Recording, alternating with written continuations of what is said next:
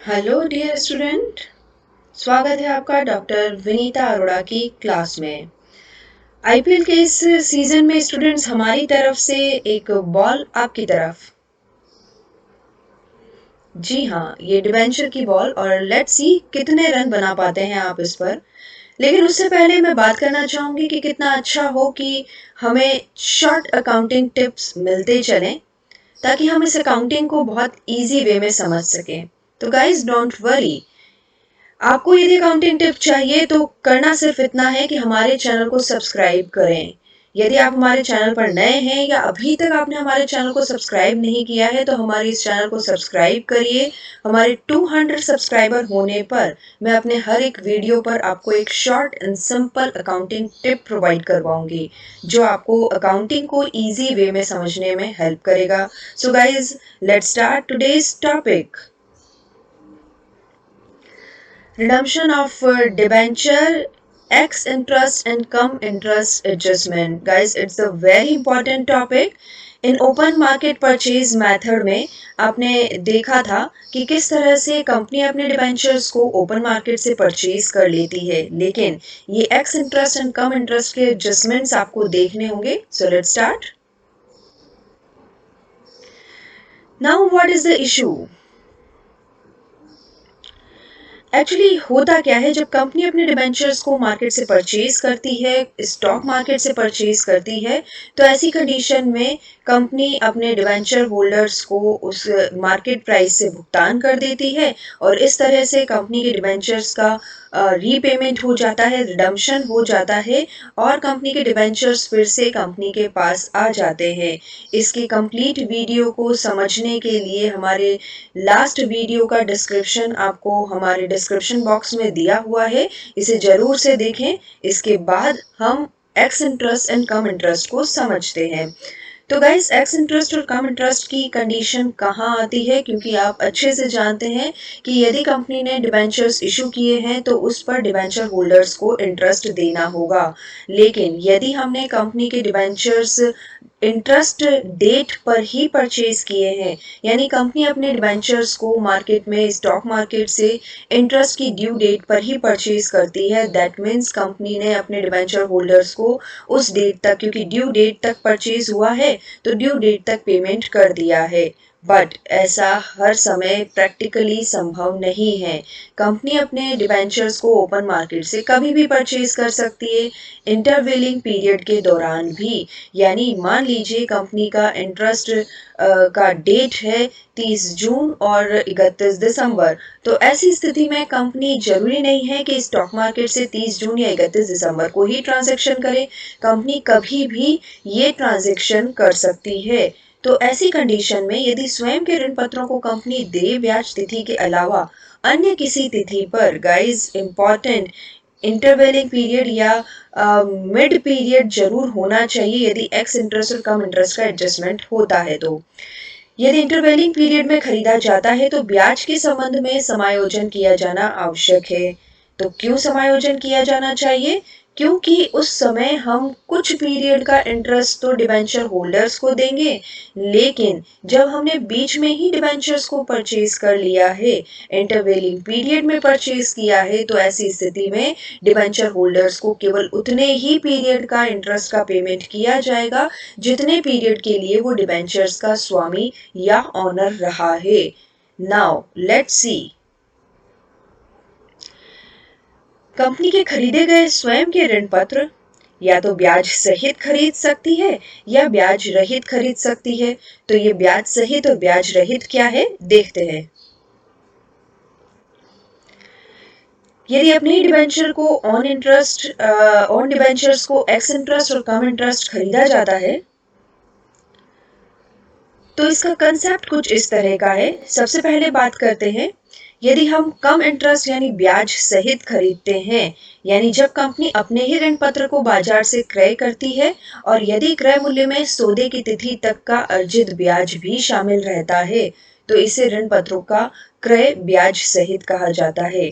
यानी जो price company अपने डिबेंचर होल्डर्स को, जो स्टॉक मार्केट में जाने के बाद अपने डिबेंचर होल्डर्स को अपने डिबेंचर्स को परचेज करते वक्त देगी, उस सौदे के मूल्य में, उस एग्रीड प्राइस में यदि उसका इंटरेस्ट भी जुड़ा हुआ होता है तो ऐसी कंडीशन में ऐसे परचेज को कम इंटरेस्ट परचेज कहते हैं। नाउ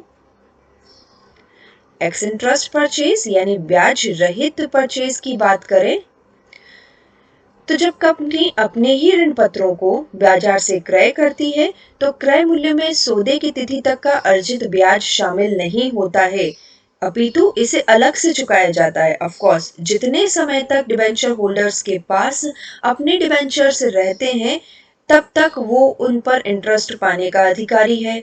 तो ये कंपनी के पास ऑप्शन रहता है कि वो अपने डिबेंचर्स को एक्स इंटरेस्ट परचेज करना चाहती है या कम इंटरेस्ट परचेज करना चाहती है।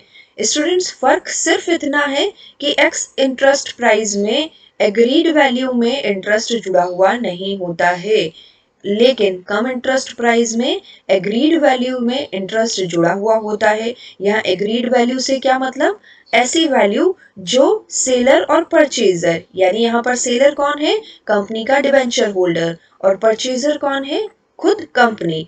यदि सेलर और परचेजर के बीच में जो प्राइस डिसाइड होती है उसे एग्रीड प्राइस कहते हैं, और इस एग्रीड प्राइस में यदि इंटरेस्ट जुड़ा हुआ रहता है, जितने समय के लिए ऋण पत्रधारी यानी डिबेंचर होल्डर्स अपने डिबेंचर्स का स्वामी रहा है वो उस पर ब्याज लेने का पूर्ण अधिकारी रहेगा। तो ऐसी कंडीशन में यदि ये एग्रीड वैल्यू कम इंटरेस्ट डिसाइड होती है तो इसे कम इंटरेस्ट परचेज कहते हैं, लेकिन यदि ये वैल्यू एक्स इंटरेस्ट डिसाइड होती है यानी ब्याज का भुगतान अलग से किया जाता है इस एग्रीड प्राइस के अतिरिक्त, तो इसे x interest purchase of own debentures कहेंगे। बहुत सिंपल सा कंसेप्ट है, देखते हैं इसका अकाउंटिंग ट्रीटमेंट क्या होगा।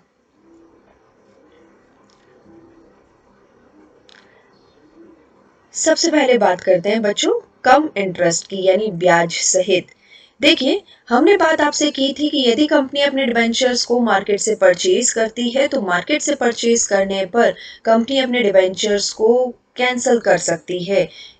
यानी यदि अपने डिबेंचर्स को मार्केट से परचेज किया और उन डिबेंचर्स को फाड़ कर फेंक दिया, खत्म बात। तो ऐसी स्थिति में हमने जो ओन डिबेंचर्स परचेज करने की एंट्री की थी वो एंट्री थी percentage debenture account debit to bank account. Yes, जो हमारा परसेंटेज डिबेंचर है, जो हमारे old debentures books of accounts में शो हो रहे हैं, उसे कैंसिल करने के लिए हमने डिबेंचर्स परसेंटेज डिबेंचर्स को डेबिट कर दिया जो कि उनकी फेस वैल्यू के साथ था। ये जस्ट कैंसिलेशन बताता है हमारे पुराने डिबेंचर्स का। टू बैंक अकाउंट यानी अब हमने कितना प्राइस इन डिबेंचर्स को मार्केट से परचेज करते वक्त दिया है उस एग्रीड प्राइस को यहाँ लिखा जाएगा। तो ये एंट्री तो हमारी पहले से ही हमने समझी हुई है।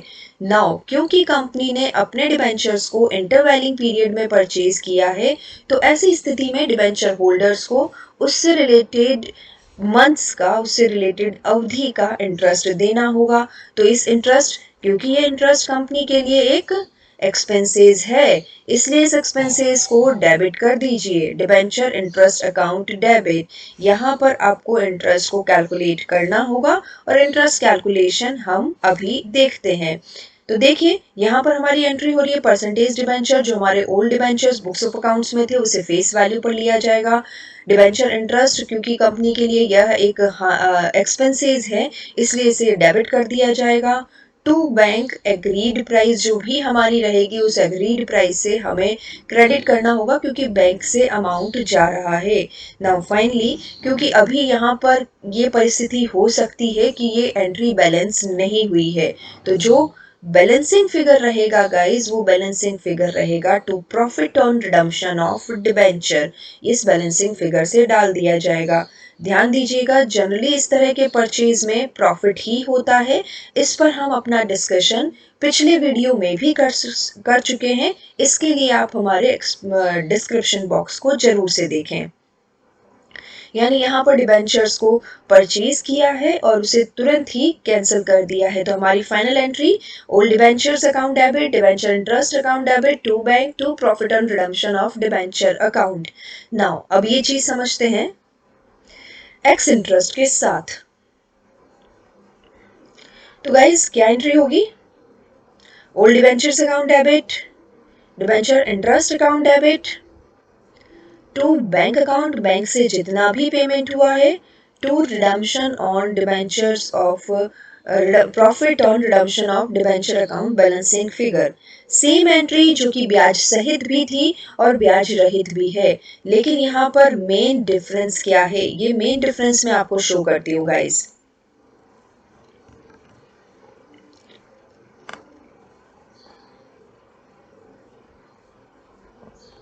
ये मेन डिफरेंस है।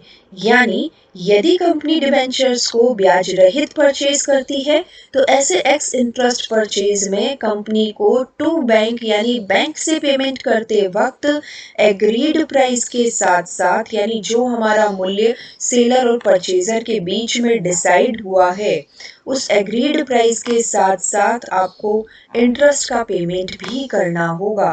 केवल फर्क इतना सा है। अभी तक आपने देखा कि यदि हम बात करें तो यहाँ पर जब हमने टू बैंक किया था यानी ब्याज सहित हमने नोटेशंस लिए थे तो यहाँ पर हमने केवल एग्रीड प्राइस को लिया था और एग्रीड प्राइस यहाँ पर ब्याज सहित का डेफिनेशन या कंसेप्ट भी यही है कि इस एग्रीड प्राइस में ब्याज शामिल होता है। लेकिन जब हम एक्स इंटरेस्ट का कैलकुलेशन करते हैं तो एक्स इंटरेस्ट में एग्रीड प्राइस में ब्याज शामिल नहीं होता है, इसलिए यहाँ पर ब्याज के संबंध में हमने अतिरिक्त भुगतान कर दिया है क्योंकि डिबेंचर होल्डर्स का अधिकार है कि उसे जितने समय के लिए डिबेंचर्स उसके पास रहे हैं उस पर इंटरेस्ट दिया जाए। तो फाइनली सेम एंट्री हमने यहाँ पर की है।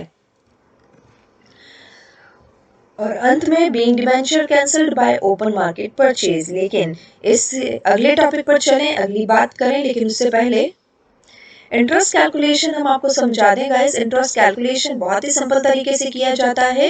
डिबेंचर्स का जितना अमाउंट है यानी फेस वैल्यू के साथ मल्टीप्लाई बाय इंटरेस्ट रेट कितनी है, इंटरेस्ट रेट डिबेंचर्स के साथ आपको गिवन होती है, उसी इंटरेस्ट रेट पर आपको बात करना है। आपके ओन डिबेंचर्स की भी इंटरेस्ट रेट और ओल्ड डिबेंचर की भी इंटरेस्ट रेट सेम ही होगी क्योंकि एक ही तरह के डिबेंचर्स हैं। यही डिबेंचर्स कंपनी मार्केट से परचेज कर रही है। नाउ मल्टीप्लाइड बाय मंथ्स, जितने अवधि के लिए ये डिबेंचर होल्डर के पास रहे हैं, ध्यान दीजिएगा, जितनी अवधि के लिए ये डिबेंचर होल्डर के पास रहे हैं उतनी ही अवधि के लिए आपको यहाँ पर मंथ्स कैलकुलेट करने हैं डिवाइडेड बाय 12। इस तरह से इस इंटरेस्ट कैलकुलेशन से जो इंटरेस्ट हमें मिलता है वो डिबेंचर इंटरेस्ट अकाउंट डेबिट कर देना है। सो गाइस इस तरह से जर्नल एंट्री आपकी रहेगी। सिंपली डिबेंचर्स को परचेज किया और उन्हें कैंसिल कर दिया। एक छोटे से एग्जाम्पल के साथ मैं आपको इस टॉपिक को ख़त्म करूंगी ताकि आपको अच्छे से एक्सप्लेन हो जाए।